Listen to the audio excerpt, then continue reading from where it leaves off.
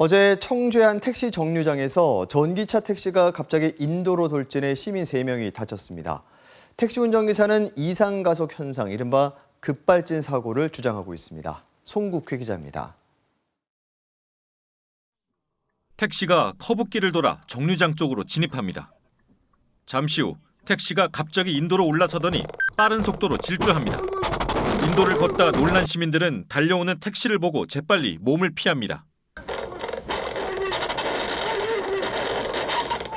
택시는 결국 정류장 구조물과 전봇대 등을 충격한 뒤 멈춰섰습니다. 사고 직후 운전기사는 시민의 도움을 받아 간신히 택시 밖으로 빠져나옵니다.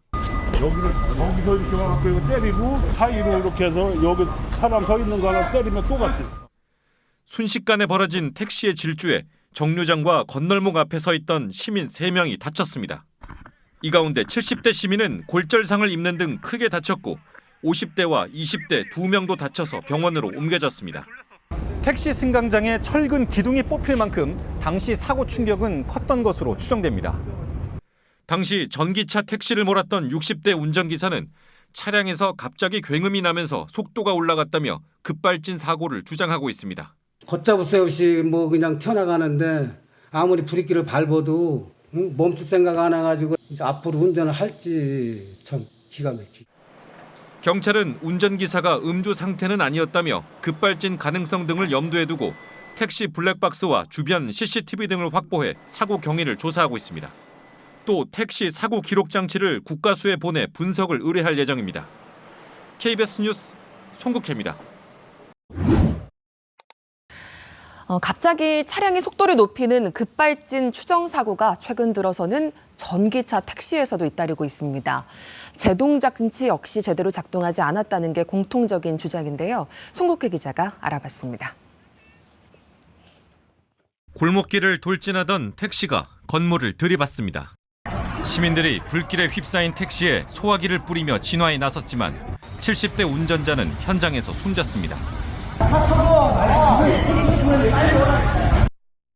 당시 시속 90여 킬로미터까지 속도가 난 것으로 추정됐지만 사고 기록 장치를 분석한 국과수는 급발진은 아닌 것으로 봤습니다.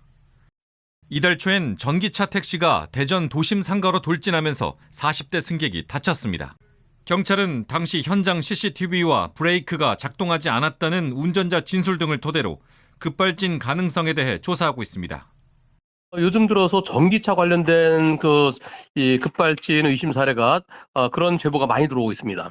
전기차 택시가 그중에서 더 많은 것 같아요. 20여 년 경력의 택시기사 황중하 씨도 최근 대전 승강장에서 승객을 기다리다 차가 제멋대로 출발했다고 주장했습니다. 당시 블랙박스에는 1km의 거리를 50여 초 동안 신호를 위반하며 도심을 질주하다 중앙 분리대를 들이받는 장면이 생생하게 담겨 있습니다.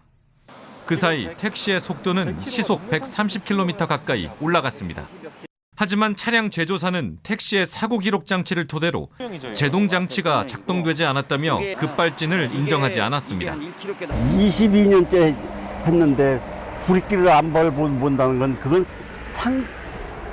생각하기도 싫은 거예요. 무서워요. 무섭고 지금. 내연기관 차량에서 시작된 급발진 논란이 전기차 택시에까지 번지고 있습니다. KBS 뉴스 송국혜입니다.